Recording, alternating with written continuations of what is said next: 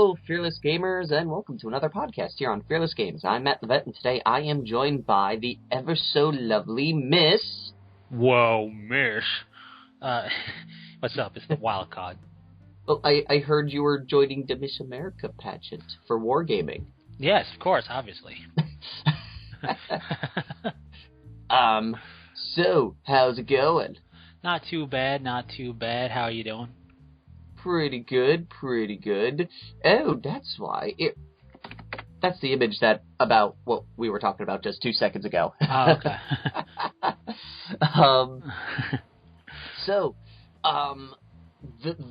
The sales of the Friday of the Black is over, and we're getting ready for the deals of the Monday of Cyber. Yeah, of course. You know what the weird thing is about Black Friday? What? It's like people undergo amnesia once it's done.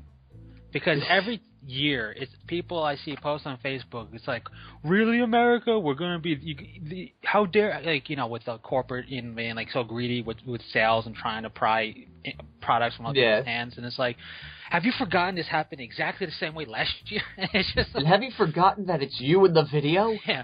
And then it's like, really, you're opening up on a Thursday beforehand? What the hell? And it's like, have you not seen this happening years prior? This is not brand new. Why is everybody suffering from amnesia? Well, to be fair, and by fair I mean to be fair, this year, I will notice, was a lot more tame than years prior. And I don't know if that's because some places now are actually doing Black Friday deals starting on Saturday before, like our store did the Wednesday before. So, yes, there was a lot of people. Yes, it was I need this. Why are you helping them even though I asked you second? I need my thing. Give me this stuff. How could you be out of this stuff? Why? It wasn't as, like, crammed, and it wasn't like, oh, how do I get to this place? Well, let me jump into the crowd and follow the current of people to get to where I needed to be. It was very tame cut and consistent. Right, and I mean, the pockets of super craze, of course, are going to be just random, right? It's going to... Yes. So thankfully, no real crazy people. Like, we didn't get any of the crazy guests that we tend to get when we do Black Friday. But we did have a genius, a real genius at our Black Friday event. Well, like, you guys should stock more things. Thanks. No. Oh, no. This was a gentleman who tried to steal, like, $3 or $4 grand worth of stuff on Friday. Yeah. We caught him, gave him to the cops. Then, the following day, he came in for 2 of the items he tried to steal the other day. And the gentleman goes, okay, well, he puts the 2 items down at the register, the employee. Yeah. Now, he is standing right in front of the 2 items, and the register is sandwiched between them. So there's, like, no space between the dude, and he's facing in the direction of the person the guy. Yeah. He tells him, well, it has to be paid for here, and things go on, and the guy goes around the counter and tries to grab the 2 items right in front of the guy as the guy's watching him. And he's like, what are you doing? And he goes, oh, what? If you want me to pay for them back here, then fine, I'll pay for them back here. And it's like, you just tried to take them, dude. And then he left, tried to steal other stuff, and we caught him. The cops were called, and as they were pulling him away in handcuffs, one of the security guys went, "Hey, you're the guy who tried to steal the police station yesterday." And the cops started laughing, and the guy gave him a dirty look. It's like, well, whose fault is it really? You tried to steal from the same store, right? Twice, one day after the other. What did you expect? Not only that, but you tried to steal during the time when stores are going to be the most watchful because of all the sales and people. And he tried it in front of a guy while they were having a conversation. Like he wouldn't notice that all of a sudden he was not behind the counter anymore and he was grabbing at his feet. Yeah, I mean, people don't make sense, and of course, certain places, got hit worse with the craziness of Black Friday than others, as we'll Walmart. always have. Oh, you seen the Walmart video with the people punching each other for a TV? Yeah, I mean, it's really, I mean, more than anything, it's sad. But what's funny for me is all the people responding, going, "I can't believe." It's like this has happened year after year. How you watch this has happened since the last 3 years. And it's like everybody's like responding like this is the first time they've seen such a thing. And such it's like destruction. Why is there amnesia? And these are the same people that you will see like getting like, oh, get ready for Black Friday and all the craziness. Then it's like Black Friday hits and it's like this time will be different. Nothing ever went wrong. It's not different at all, is it, Steve? And it's just like, and then they complain about it and go, I can't believe And then other people getting all in uproar on the internet. How can these stores open on Thanksgiving? And it's like, I agree, but this is nothing new. Yeah, so, this is not out of the norm right now. This is the new norm. I agree with the problem, but don't act like this is something brand spanking new. But I will say, honest and for truly, with a lot of the stores that were closed on Thanksgiving and all that, a lot of the less insanity that there has been getting these past 2 years, I have faith that the ridiculousness of this will start to slowly fade out. Oh yeah, I mean it's inevitable. And look, there are always going to be pockets that are going to be the stereotypical Black Friday shenanigans that make the headlines and make the videos and make you just shake your head. But the reason I feel it's inevitable is the internet. The internet lets you order from the safety of your own home and lets you order for delivery. And because Black Friday is basically holiday shopping and you don't need it at the here and now, the majority of people don't. Most of the time, yeah. The majority of all sales are for stuff that's going to be stuck underneath a tree or stuck in a closet for a month and then given to somebody, right? So you can afford to wait to get it shipped to you. And with that, there's no ridiculous lines, no worry about am I going to get my item, because even if it's sold out for that shipment, it will eventually get restocked and shipped, unless it's a specialty limited edition, limited item, of course. Or certain things I do notice interesting on Black Friday, a lot of stores, if the item is sold out, won't let you order it at all. Oh, yeah. But online, you can put the order in through, let's say, an Amazon or even like a store. You can do Amazon and such, where they say, this isn't available, but you can order it anyway. Yeah, you can put a pre-order, or if it's depending how it works, the point is you'll get your item, and you'll get it with time to spare if you're purchasing on that day, or that Cyber Monday. And I just think, while it's not instant gratification like everybody wants in life, it's the gratification of security, knowing you got it and for a good deal. Even with shipping, you can get it for a deal that sometimes makes the store look like it's overcharging you, even though we all know that full price is ridiculously overcharging you and these sales are still making a profit. But that's why I think it's honestly people getting to a certain age where it's not, they're getting old, like grandparent age, where it's like they're not gonna go out and risk the bodily injury for Black Friday. Yeah. When you get too old, you get to a point where it's like you could seriously break that person's hip by accident. When it comes to $150 off the TV, it doesn't matter if you're old or young, you're getting punched in the face. Right.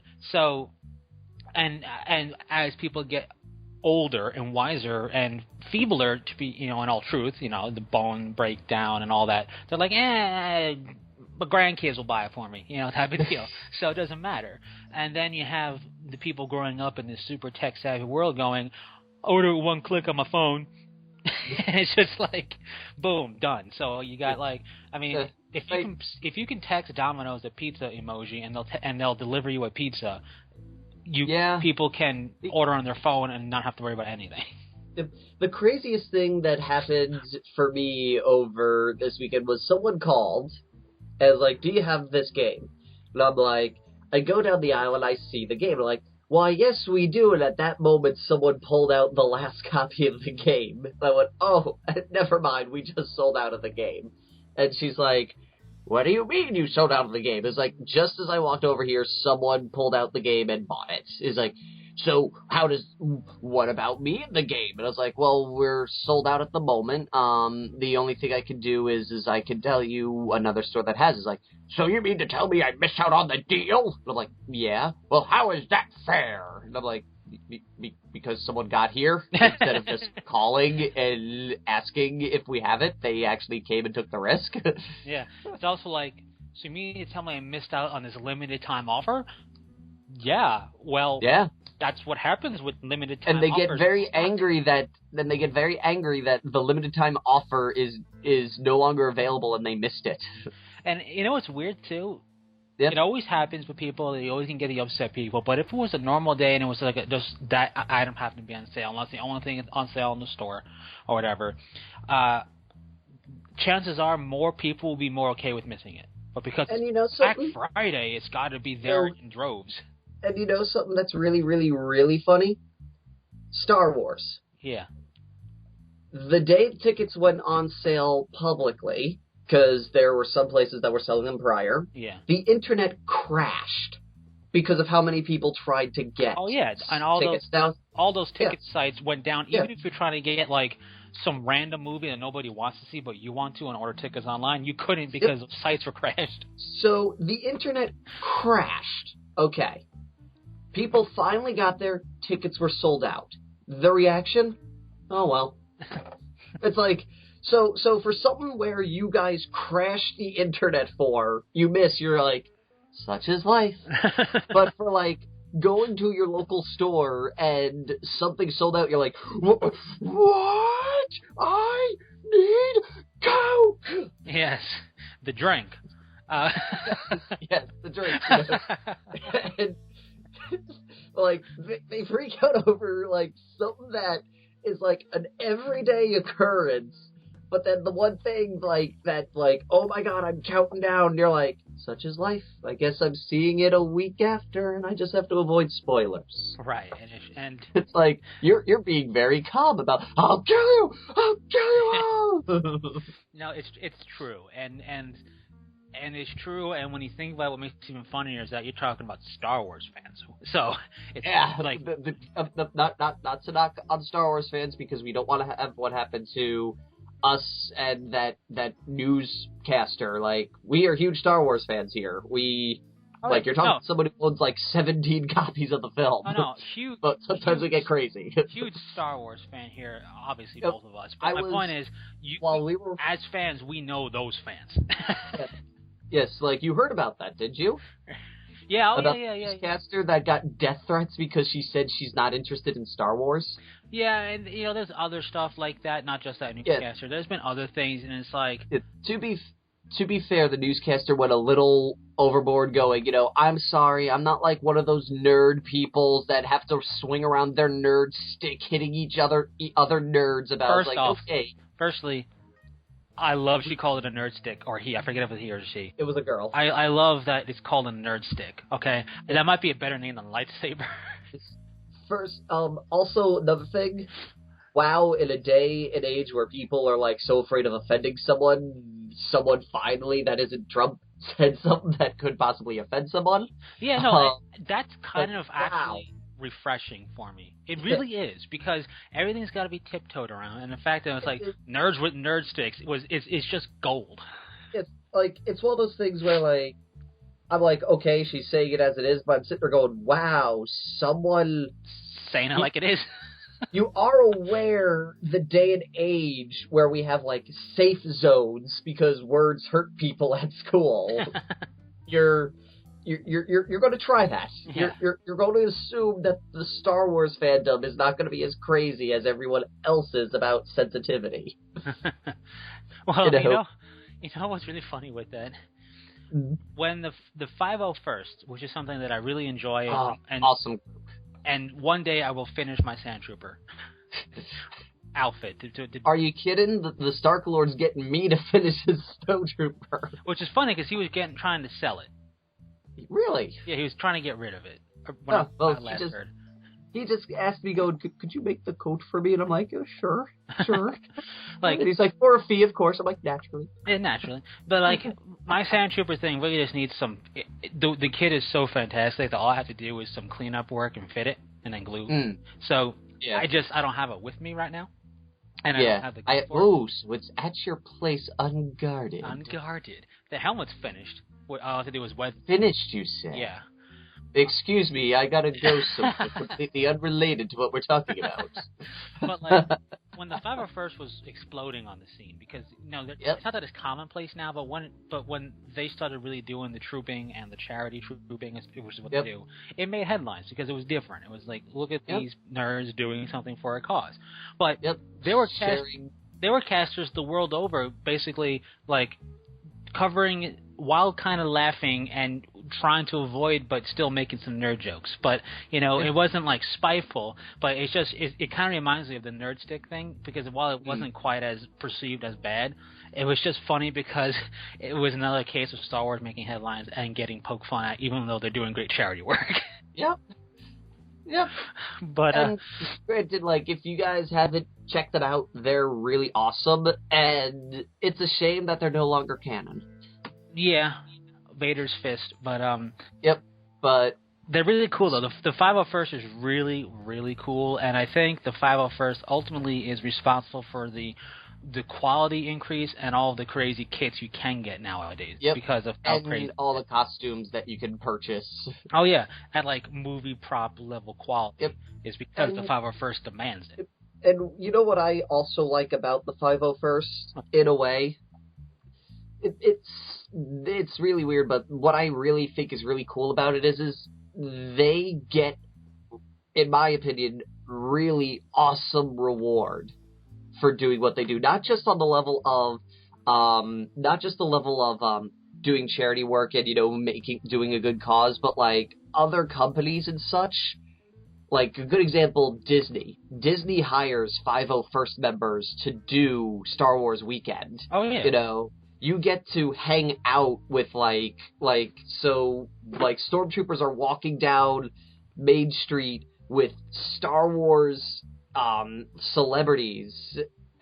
Weird Al hires them to do his concerts for when he does the Star Wars songs. It's not just like they're getting these they get really awesome benefits from doing just like such a good thing that I feel is more rewarding than like any type of monetary value you could get. Oh yeah, out of this. To be clear, just to clear things up, I don't think it's like, if I was when I'm getting hired out, you don't get paid. They donate to a 501st charity. They have charities they support, and it's like, I want to hire out 501st, and it's like, okay, if you want to hire us out, donate to here, and then donate to one of 3 charities. So it's not like they're making money on the deal at all. I just want to clarify it for the fearless gamers who may not know. They're hired out, but for charity still. Yep. The reward part of it is who sometimes hires them. Oh yeah, and even when they go to the children's hospitals and stuff, that's where I think the biggest grin on their face goes. And I having watched stuff on the 501st, one guy said, with children's hospitals, it's the only time that we'll remove our helmets if the children want it, if they feel if they're getting a little bit scared, because stormtroopers are meant to look imposing. Dude, if I was in a hospital and all of a sudden Vader and a bunch of stormtroopers walked down the aisle, I'd be like, oh shit, I'd be ripping off whatever machine's keeping me alive. Right. That's a scare, especially down a hospital hallway. Those things are creepy. Yeah, no, the hospital hallways aren't the best for not giving a creepy atmosphere. And so typically 501st, the whole idea of it is you're in character, you're in costume, you're a stormtrooper, your helmet's on. But for stormtroopers who are in stuff, if they are in Boba Fett, but not so much Vader, because Vader, the whole point of Vader, nobody cares what is the helmet. But but like stormtroopers and Boba Fett and the like, if the kid looks a little uneasy when you approach them, you can say, do you want me to take the helmet off? When the kid nods, they take their helmet off. But for the most part, they kind of get it and they don't. Especially those who know about Star Wars, which is a decent amount of the kids. Yep. But he says, it's such rewarding work, and it's so good that we have a helmet on so they can't see our eyes tear up. And I'm like, that's gotta be really cool. And I can only imagine, because a lot of them also are parents, so to go to a children's hospital, I imagine it's got to be, they do that. There was one who did a charity marathon in stormtrooper outfit. It was a little bit converted, so he had better range of mobility and stuff to do it. But it's just the coolest thing ever, and I like it because they're coming together in nerddom to give back, and that's the share their part. nerd love with other nerds. Yeah, and it's great, and it's a community because it is like what's been called in talking with them when I was getting into trying to figure out how to get armor, and then I never got to finish it because of reasons. But he was saying, oh yeah, once you get in and get a part of it and get networking with people, they have armor building parties where a bunch of people show up with their armor. Everybody just helps each other. We cook out in a barbecue at somebody's house, and you build Stormtrooper armor. I'm like, you realize how nerdy and awesome that sounded at the same time? Sorry, honey, gotta go. Why? I'm going to a party. What kind of party? Yeah, Stormtrooper armor. Yeah, but like, what if you just say that to somebody? Let's say walking down the street and passing would be like, God, that's such a nerd thing. And I'm hearing that going, God, that's such a nerd thing. That's freaking awesome. So it's great. Like, it's one of those. Go ahead. What's also great is it's one of those nerd things where you can say it to anyone, and even if they haven't seen it, they know what you're talking about. Yeah, and what I guess is also nice about it is, if people really attack it for nerddom, it's like, whoa. Yeah, we're nerds. We enjoy this. We look for excuses to put on the armor and do stuff, but it's also charity. So step back, son. And it's the one time where if it's one of those things where if somebody goes, what's Star Wars? Everyone does a collective, what? Basically, yes. But, so... It's something that if you're a big Star Wars fan, even if you don't, cause you can get involved with it pretty easily. You can do a Jawa thing. If you prefer Tusken Raiders, you can do that. You can even do some type of like Jedi or Sith-ish type of look. Like, there's a lot of variety of how you can collect it. And they provide you with links to patterns and the fabrics that were used. And forums you can join to get help and everything. If you want to make a Star Wars outfit, you might as well just check out the 501st website so you can get the materials needed to make it look movie quality. Oh yeah, even if you were just like... Even if just a Halloween costume. Yeah, because I'm a big nerd and I would love to make up like a Jedi-ish outfit just to have one for like a costume, that's the place to go.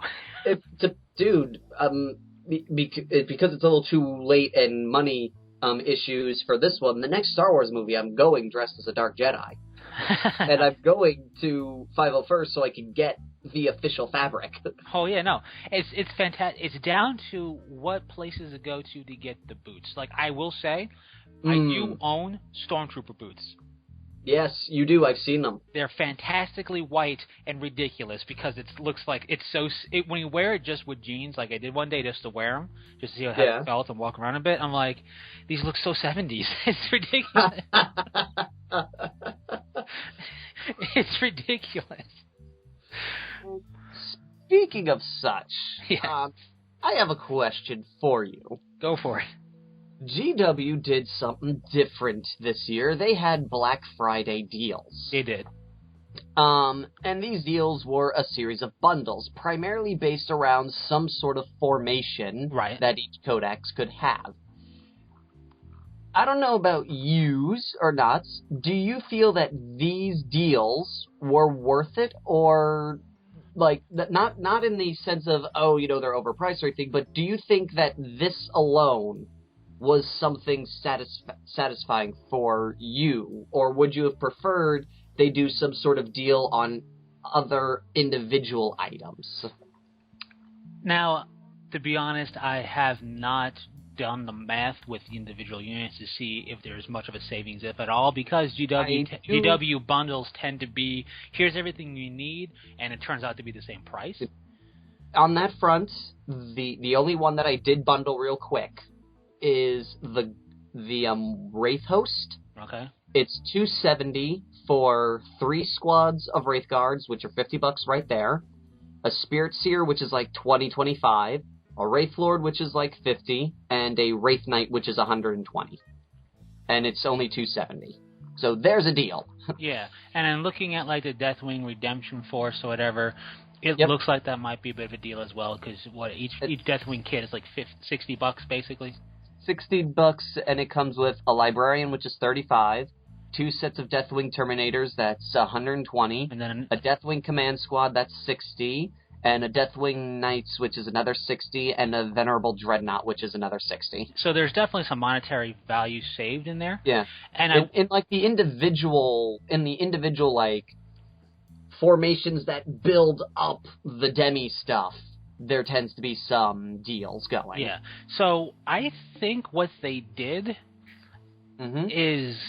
The Mechanicum one is sold out. That surprised me. Yeah, that was surprising. But what I think in terms of Black Friday deals that they did, which is basically bundles like they've done throughout the year for stuff, but in this case, a bit more of a monetary save, I think is worth it, but is still a bit situational only because if you're a well, vested player already, you're going to look at these going, great savings, but should I, there's the case of, now a lot of us out there, if you really are a fan of your force, going to go, yeah, I would like to purchase this, like the Steel Host, a whole bunch of vehicles for the Imperial Guard. Sure. Tanks, yeah. So like, it's a really good way to just bulk out your force that's themed in specific formations. And the fact that it's themed in specific formations is fantastic if you want to build that way, especially for Lion's Blade Strike Force or the Strike Force Gladius, stuff like that. Yep. Where you can go... The Necron Decurion. Yeah, where you can basically go... Whatever the new guard one is called. Those formations. Yeah, like, if you want to field that formation specifically, or if the formation is primarily composed of stuff you're going to get anyway, like the Demi Company one for Space Marines. Having Space Marines and power armor, even if you don't build them as tactical or assault quite that way, is basically all you're going to purchase when you collect Space Marines anyway, for the most part. Pyramid armor and vehicles. So having that much power armor stuff at your disposal to slowly amass and build once you get it is a good thing. I think it's fine, and I quite honestly think it's a weird situation with miniature wargaming models and kits, because what are you going to do? Mark a tactical squad at half price or mark a Farseer at half price? It doesn't quite work the same way. That would just feel a bit odd. And I will say, perhaps bundles should be done in such a manner where it's more of a Black Friday thing than throughout the year, or they should incorporate, like, for example, maybe the new Blood Angels Chaplain model should have been part of a bundle first for Black Friday. As a bit more of an incentive. Like, because right now, the incentive is just you get a bunch of stuff, but if you want, that model's not for sale. Like, if they say this model will be for sale, but get them in a Black Friday bundle, that's kind of an incentive. Or maybe like an alternate sculpt like they did with the Eldar box set, where you got the alternate Altark you could only get there. Yeah, that is asking a lot, to be honest, for just one, like not one day, but one little group worth of sales. But if they want to tackle, or if any company in wargaming, Warhammer Hordes, whoever, wants to tackle Black Friday in a bundle setup in the future, I think they should do some type of bundle deal with something, whether it's a unique-looking model, a piece of terrain, or objective thing that could be more universal, let's say, or something like that, to make the bundling worth it.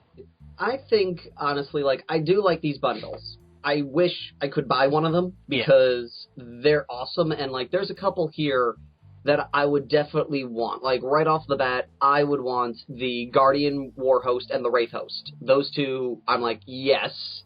And I'd probably pick up the Green Wing one.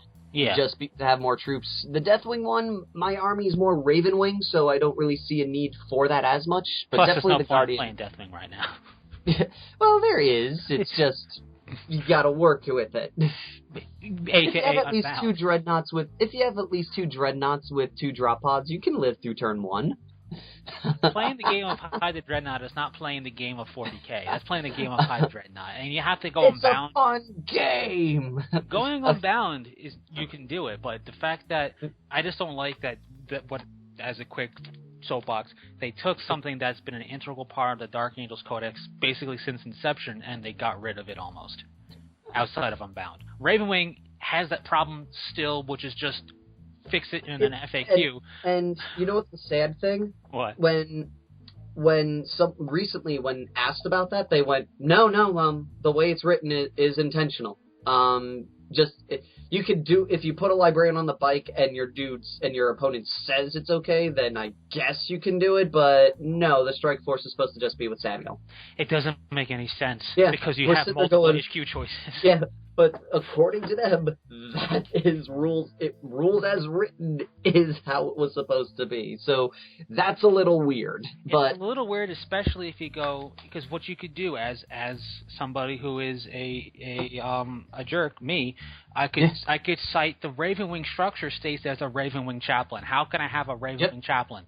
And then they go, that's how it's intended. But but it's just that's just silly, and we all know it's silly. But my point is, even with that silliness, Ravenwing can be done as intended by the Codex. And I'll agree with that. It's very hard to get Deathwing to work outside of Unbound. Outside of Unbound or playing Hide the Dreadnought. Yeah, but these deals, Black Friday deals, are fantastic, and I have seen some people go, well, I wish I could afford it. This is just a case of GW. I'm like, whoa. Yeah. I understand where they're getting it, but at the same time they're bundling things for building an army, which is not cheap to begin with. Yeah, the only thing, if there was anything that I would have liked, it would have been awesome. I know it would never happen, but it's just me type of thing. Yeah. Is if they did something for outside of bundling, like maybe a code that gives 25% off your purchase, or maybe free shipping, free shipping for Black Friday. Ooh, so I'm not saving on the Farseer, but I don't have to pay the $15 to ship said Farseer. Right. That would be, I think, cool thing to incorporate for those guys who are like, well, what if they don't want a bundle, or what if they don't need any of the stuff in the thing? That would have been cool. It's one of those, pipe dream type of things. It's never going to happen, but I agree. I do like the gift sack thing that they did. Yeah, that's cool. Did you see that? Yeah, that is cool. But I agree with what you're saying. Like, a Black Friday deal thing in wargaming is not clear-cut like it is in, like, a department store. Now, what's really cool, it kind of flew on the radar, is, like, the ID tags that are up for pre-order now. But, Well, I can't find them anywhere. They're underneath the painting and modeling section. That's why I never go to that section. For pre-order. Even though I should. Exactly. Even though I should, because I really, really need some... I want to get the airbrush paints for my Eldar, because I've tried. There is no place, no color, unless Fearless Gamers put it out there for you guys in case you have experienced it. I'm looking for an airbrushable paint for the Fang and Cantor Blue. So far, I've checked Vallejo. It's too dark. The Imperial Blue is just a little too dark for my taste.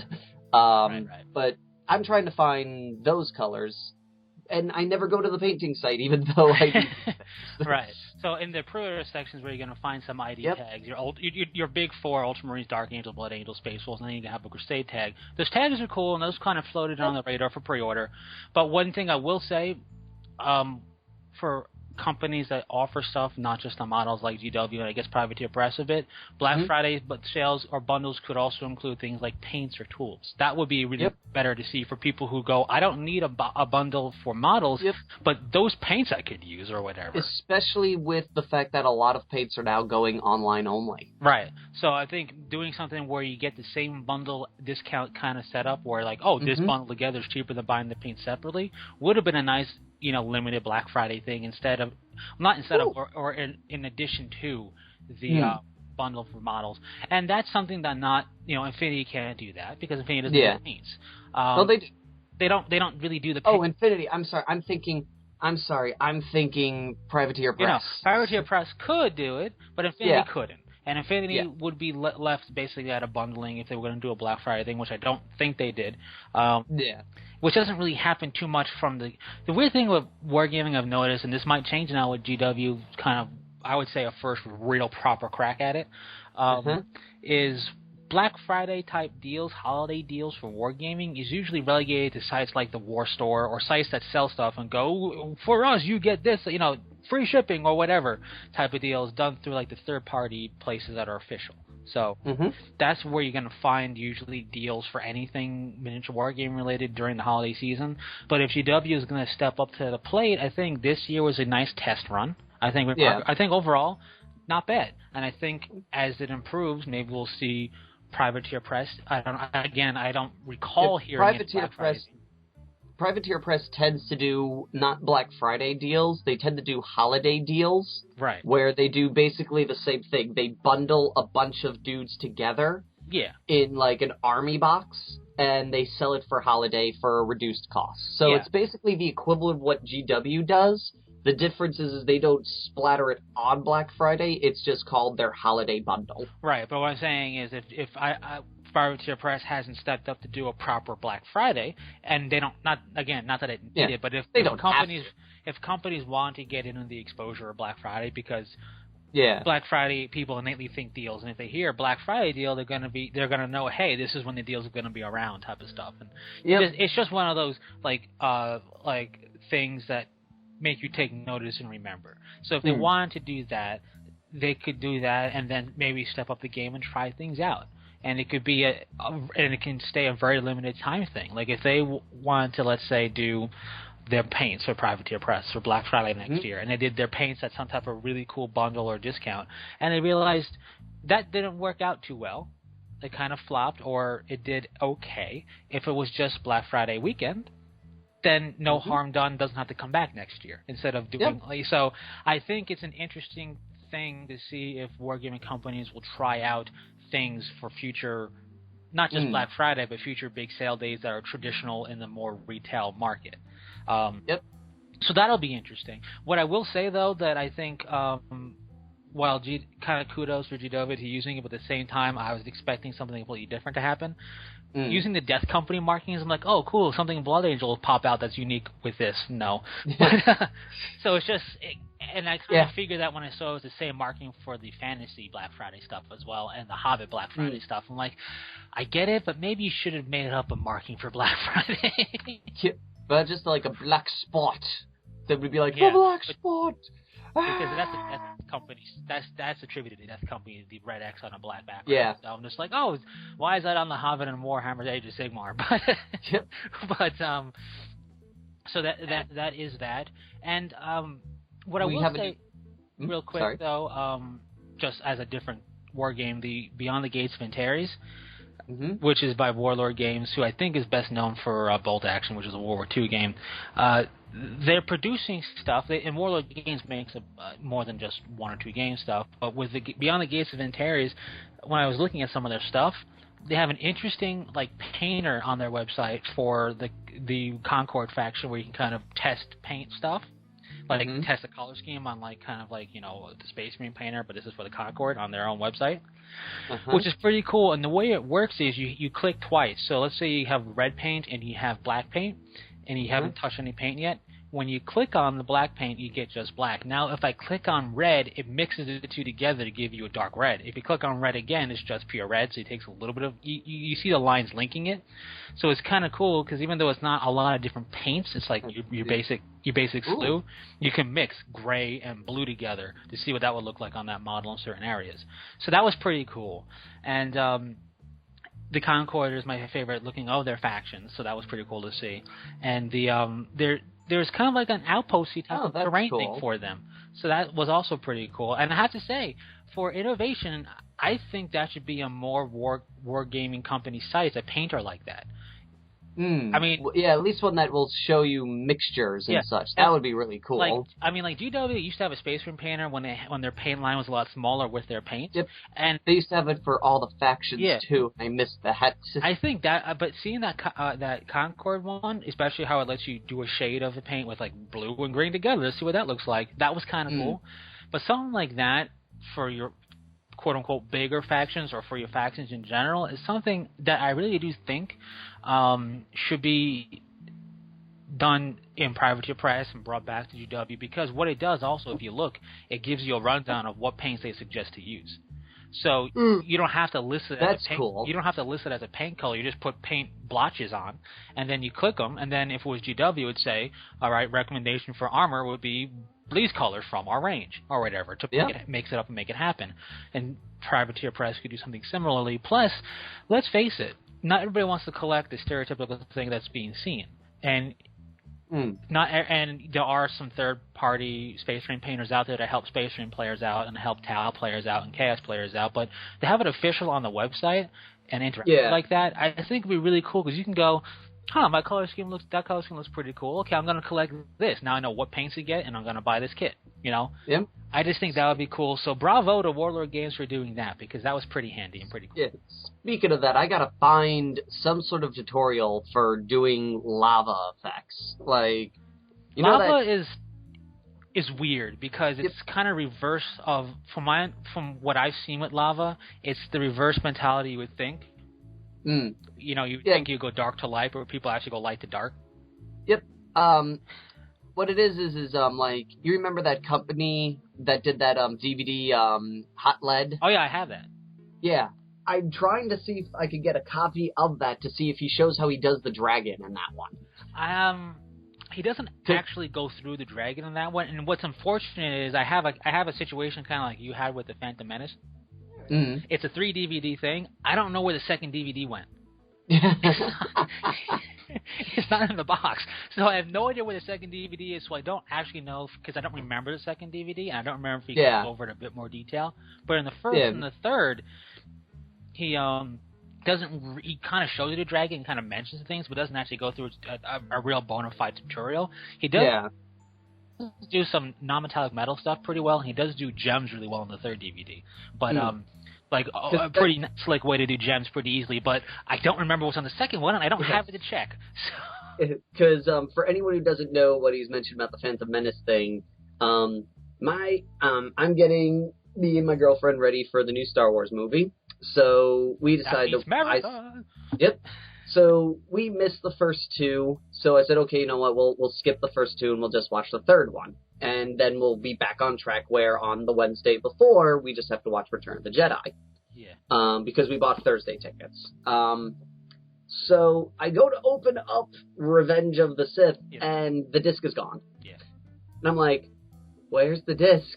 And the problem is the last time I watched this film was like 3 or 4 years ago. So I was like, I don't remember where I put this. And then it ended up being in my Phantom Menace disc. Yeah. And I was like, why is it here? Why? Yeah. So, I mean, I honestly don't know where the second DVD could be for Hot Lead Minis.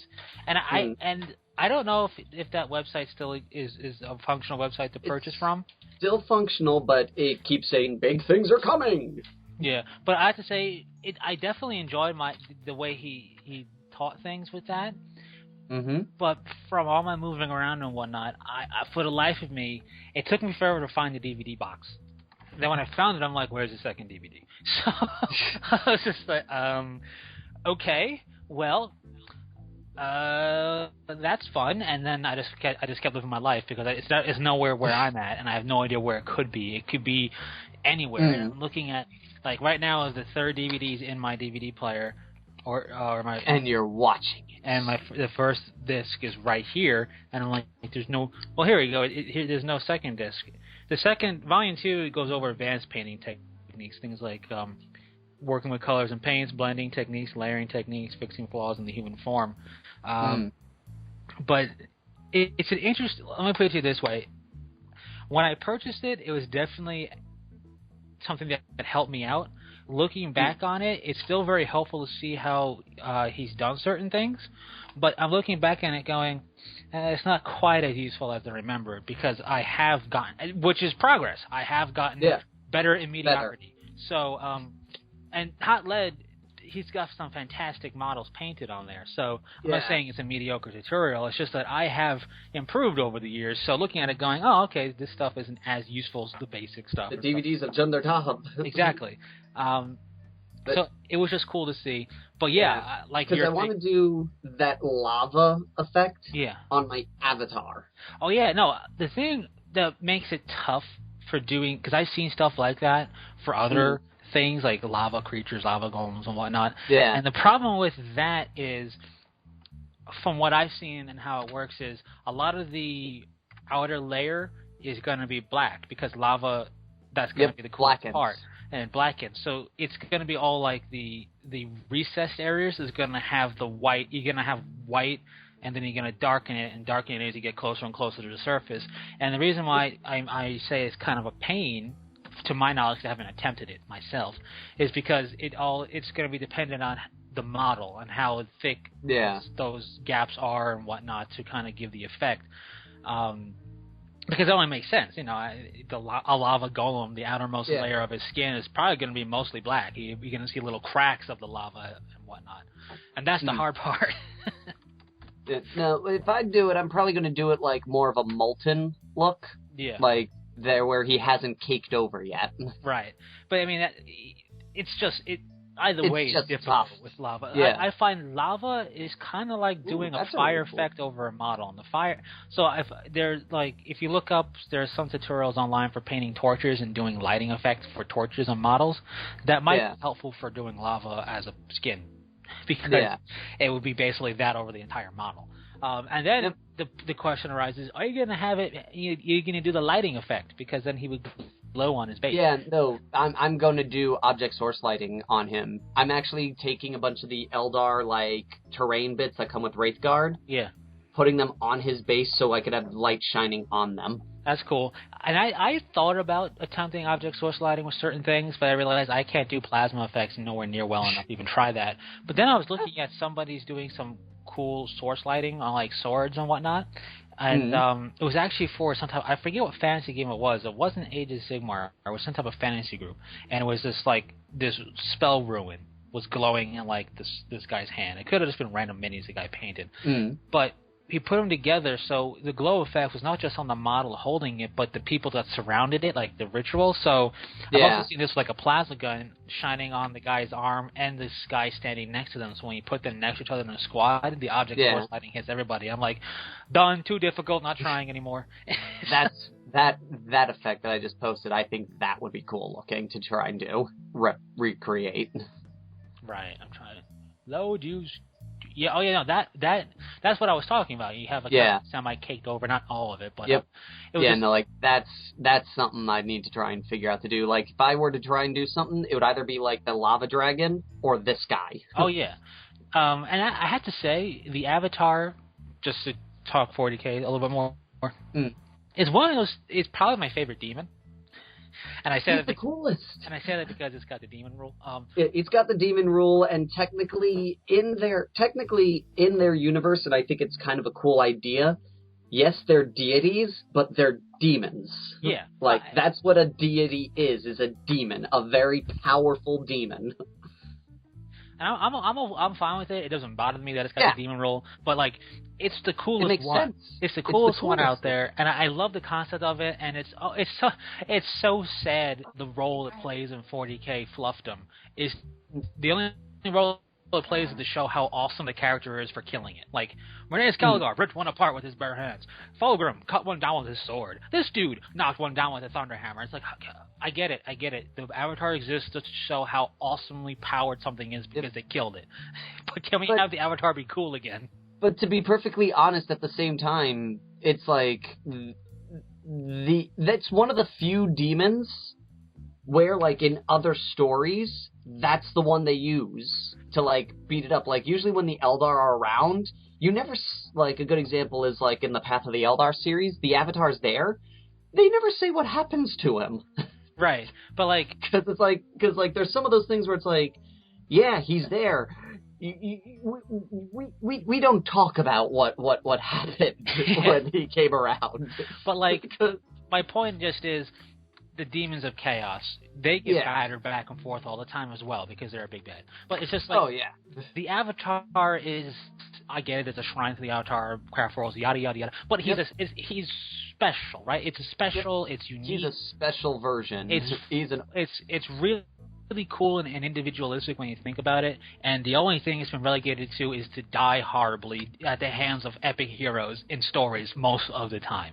And it's just kind of but the Avatar is so cool, especially Dawn of War made the Avatar so cool, both Dawn of War 1 and Dawn of War 2. So let's get some coolness back into this thing. Even in those games, Dawn of War 2, the mission, slay the Avatar. Okay. It's just oh, man, when that happened, granted, it was actually tough. Yeah, I had to, there was a lot of running away when I Oh yeah, dealt with the it wasn't that Avatar. it wasn't a pushover, and an Avatar should Yeah. never be. But it's just like, really, you just personified what's the problem with the Avatar and all the novels by giving us a mission to just slay an Avatar, and it's just, and I get it. But I do like. I do, but but it's that's cool. And what I like yeah. about him is his bloody hand on top of all of that. Yes, which is something that a lot of people I've noticed. It's interesting. Some stories stories and depictions have it where both of his hands are bloody. Right. One only has it where it's one of them. Yeah. I do notice a lot of people lately, like, because I'm just checking out pictures. A lot of people don't paint his hand bloody anymore. It's true. I like it personally better as just one hand. Yeah. It just feels more because like... it's the bloody-handed god. Yeah. Which you could say, well, that could imply two hands, but I just like it as one. And I like it as one because I'd rather have it be the hand not holding the weapon. Just because I imagine a bloody hand is hard to grip a sword with. So, or a spear or whatever he has. So, I like it, but I can also imagine it's kind of tough to do because it's like, okay, he's got a bloody hand, but he's also lava. Yep. How do? If I were to paint, if I were to get the Forge World Avatar, which is something one day, hopefully. I feel like that's the proper way to go at this point for how cool it is. You know what I mean? Yeah. Even though it's a little too tall compared to what's supposed to be in it, it still looks freaking awesome. Oh yeah, it's just for look value. It hands down so cool. just wipes the floor with the GW model. Yeah. What I would most likely do is with the gauntlets that he's wearing. Yeah.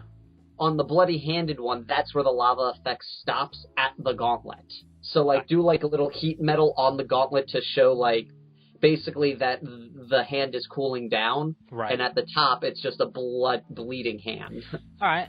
Now I gotta, speaking of the Avatar, because he's awesome, I got a question. Yeah. Is there anything Avatar-esque that's in the Warmahorde's universe, like that type of, not a demon god, entity, bloody-handed god of war, but I mean like lava creatures? No, not that I'm aware of.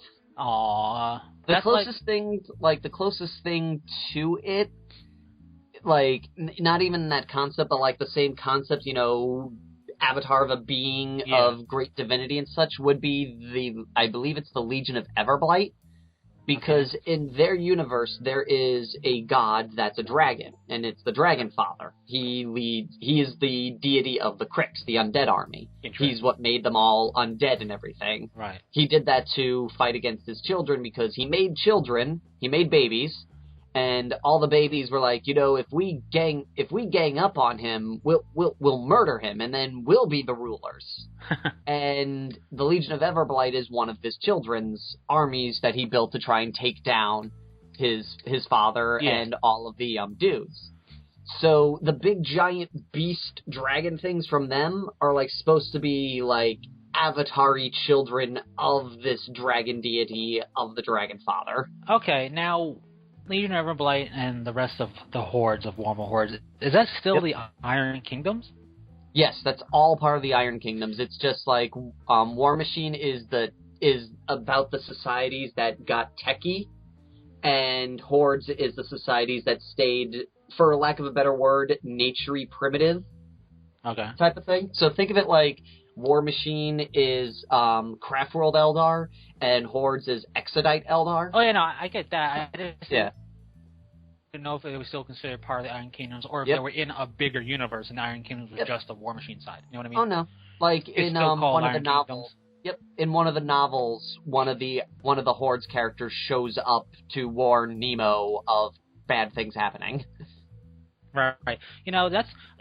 That's something I've been thinking about Privateer Press stuff recently, because I still have no interest in actually learning the game. There's nothing compelling me enough. As cool as Crix is, and I really like Crix look for the Iron Lich stuff, and as cool as I've seen some stuff done with corrupting the land in terms of bases and all that. There's a YouTuber who did a fantastic model paint job and base for him, and it's really cool. But there's nothing that makes me want to commit. There really just isn't. But it got me thinking, because specialist games are coming back with GW, and the thing about specialist games, which is obviously what GW calls it, but the thing I like about them overall is that it's a different way to look at common fluff. For example, the one we know the best, BFG. Battlefleet Gothic, is a whole different way to look out 40k fluff. Instead of reading about, space battles happen and then battling on the ground, right? You are doing the space battles. Infantry is insignificant and relegated to a dice roll for boarding actions. So, it's a whole different way, and a whole different take on it. Now, this case, it doesn't fill double duty. Like Necromunda could fill double duty with Imperial Guard. Yeah. You have an Imperial Guard army, incorporate Necromunda, and then take the Necromunda out to go play Necromunda. But it doesn't work with BFG because they're ships. But the cool factor about it is a whole different take. So some people, their only real experience of the 40k universe is the fact that they like BFG and they play BFG or have. They've never collected 40k before, but that's because they didn't really have an interesting. Nothing really made them bite the bullet and do it, but they still maybe enjoy the fluff to a degree or enough that they want to be a part of it somehow, and BFG was their outlet. I think that's something Privateer Press or even Infinity, because everything that's got well-established fluff and built upon fluff, especially if there's novels and whatnot out for your game, you have plenty of fluff, and then a certain part of it or a certain percentage of it is displayed on the wargaming table. Let's be honest. Yeah. Nemo, I don't know too much about him, but he's not, as cool as he may be in all his different forms, I'm sure the fluff of him and the way he is in novels is way cooler. And just like a Space Marine is nowhere near a Space Marine in fluff. Yeah. Tabletop. And that's because wargaming has to make things balanced out and fair, Yep. So that's that. But that's what Nemo is actually in the one story I read, Nemo was pretty awesome in that, but at the same time I loved how the dudes in his army were like, this guy's getting way too old, he should just quit being a general and let the young people handle it. Right. But I mean, they're going to describe things and do things that you just can't do in a war game. Right? Yep. Because it's a novel. They can't limit themselves to, and then turn 3 happen. It doesn't work. Why not? It doesn't work out too well that way. So with that, a specialist game set up in like the War Machine universe is to give you a different look into, or different, in some cases, refreshing look for some people into the same universe.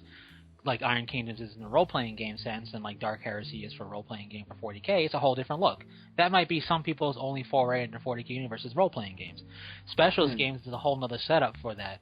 And I've always looked at the Privateer Press and Warhammer Horde stuff, even Infinity stuff, thinking, how could they make a really cool specialist style game that gives you a different way to look into, or maybe work, outside of house rule stuff, because you could always do whatever you want house rule wise, right? You could have like Jack on Jack Mortal Kombat, nobody would care. But if you're just having fun, But I think that would be really cool and a cool setup, and potentially they could do double duty. These models can represent this. However you do it rules wise. The closest thing they ever did was the Grinder game, where you basically played soccer with jacks. I look at stuff like that. While cool, not. I'm looking for more serious level stuff like that, and Blood Bowl is cool, and maybe it's even part of the universe. But I'm looking for something. I'm looking for something like a Necromunda or a BFG or whatever. Not literally naval or gang hive warfare, but I mean like that type of serious intensity. Because Warhammer Hordes, I mean, with the Iron Kingdoms Monsternomicon book for the role-playing game, there's so much stuff in there that I think they could do it specialist-wise and still keep it faction-specific and all that. I don't know. It's just, there's something that I can't put my finger on that it keeps me from trying to pursue, for example, an army in War Machine. And I think part of it, with Crix specifically, is that I'm not really a fan of, like, the what is it, the bloated thralls or whatever it is. The bloat thralls. Yeah, those things, like, there's certain units in the Crix force I just think looks silly. And I'm like, I don't want to have to do that.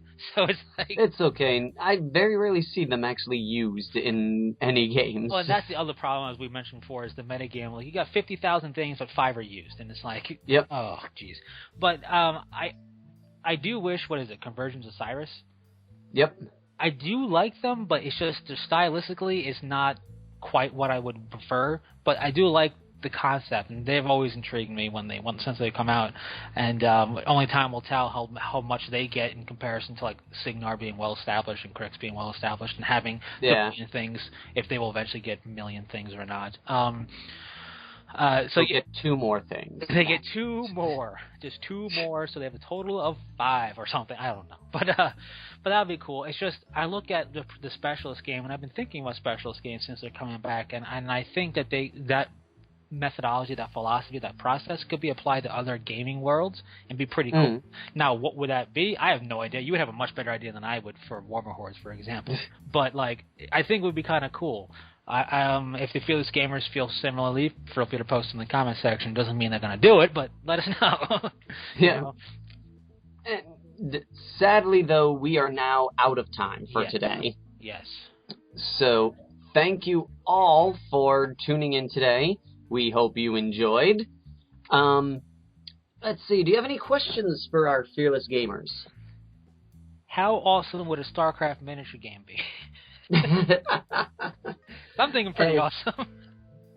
I think it would be pretty cool. I still need to get Legacy of the Void so I can actually play that out. Yeah, so you have to finish the story arc. Yep, I need to know what happens for Ire. Yeah, but, for Ire and Great Justice and Pizza, obviously. And what's his name? Artanis? Artanis, yes. The Templar guy, not the Dark Templar guy? Yeah. Okay. Yeah, Artanis. Both of them. Oh, the other one's Zeratul, and there's Artanis. Zeratul, that's the one I was thinking of. Yeah. I like Zeratul. Zeratul is indeed cool, and that's one of the reasons why Heroes of the Storm is something I play, because you can be those characters and play them and stuff. I only play against the AI because I'm terrible.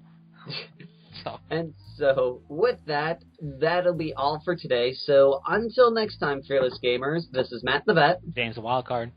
Saying take care. Peace.